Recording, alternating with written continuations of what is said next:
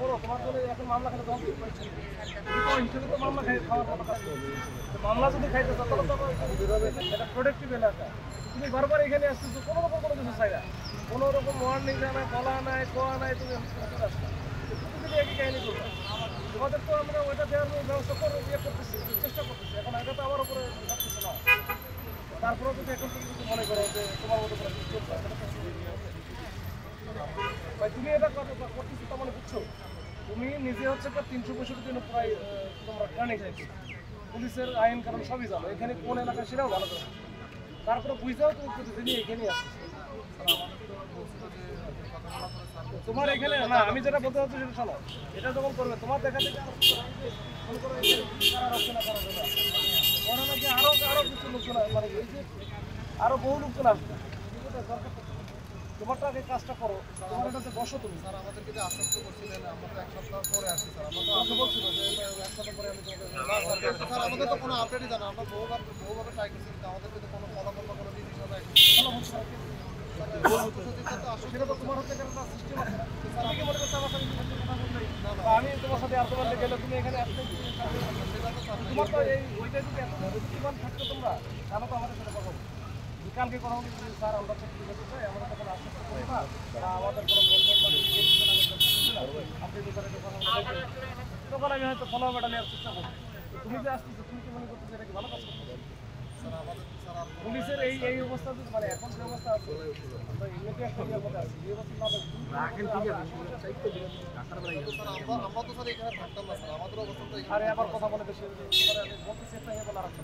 আমি বলছি তোমার তো ওইটা করার জন্য তো আমি ব্যবস্থা করবো, তোমাদের জন্য একটা কমিউনিকেট করা যায়। আমি তো বিজি হিসেবে কাজ করি। এমনও হয়েছে যে আশাই লাগে না, অনেক আন্দোলনকারী বহু আছে শুনে দেখো যে ওদের আশাই লাগে না। আমি বলছি প্রতিনিধি খালি চলে আসে, আমি ব্যবস্থা করি। তোমাদের যে কামটা সেটা যদি এমনি করতে পারি তাহলে সমস্যা নেই। ওরা 5 জন আসছে, 5 জনকে ঢুকাই দিচ্ছি বা 5 জনের সাথে কথা বলা দিচ্ছি, ওদের কাজ ওরা লাইনে হাঁটতেছে। ওরা এখন হাইকোর্টে যাওয়া লাগবে, সুপ্রিম কোর্টে যাওয়া লাগবে না, ওই যে কোন দরবারে যাওয়া লাগবে সেটা যাবে।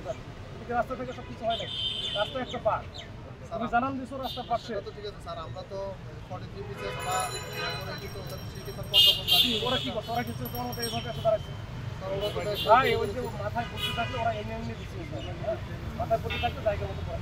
স্যার আমরা তো সব জায়গায় ট্রাই করছি স্যার, আজকে আমাদের মধ্যে একটা ডিসিশন হওয়ার কথা। তুমি আইসা হচ্ছে তোমার এখানে এসে যদি তুমি এটা করো তোমার জন্য এখন মামলা খেলে তোমার হিসেবে তো মামলা খাওয়ার কথা কাজ করবে। মামলা যদি খাইতে চাও তাহলে তো আমি তো তোমার বারবার বলছি ভাই আমরা তোমার চেষ্টা করবো, তুমি বলবা না, আমরা জানাবা না, কিছুই না, আমি করা দিব তোমার কাজ, তুমি আমাকেই জানাবা না, তাহলে এটা হবে? সেদিন আমি দেখা করে দেয় নাই, তার আগের দিন আমি সারাদিন চেষ্টা করি নাই, চেষ্টা করছি, তাহলে তুমি আমাকে জানাইছো বলো যে আমাকে যে স্যার আমি আপনাকে জানাই আসছি, আপনাকে বলছি আপনি করে দেন। আমি না আমার মতো করে চেষ্টা করা দেখতাম ওরা যেন ন্যায় বিচার পায়, অফিসারের যেন মুখোমুখি না হয়, এইটার জন্য যা যা করার জন্য করবে। এখন সেটা এইটার একটা প্রসেস আছে, প্রসেসটা কোন পর্যায়ে এটা তো আমি জানি না। তবে আজকে ওটা আসার ব্যাপারে আমি কিছু জানি না, ওরা আমাকেও লক করে নাই বা এখানে আমাকে জানায়ও না, এটা হুট করে আসা। এটা যদি আমাকেও অন্তত জানাতো কালকে রাতে অথবা আজকে সকালেও, তাহলে হয়তো বা আমি এই বিষয়টা নিয়ে আর একটু লক করতে পারতাম, তাদের সাথে কথা বলতে পারতাম যে এখানে যারা কর্তৃপক্ষ আছে বেশ করে ওইখানে আমি কথা বলতে পারতাম যে আসলে আপডেট আছে।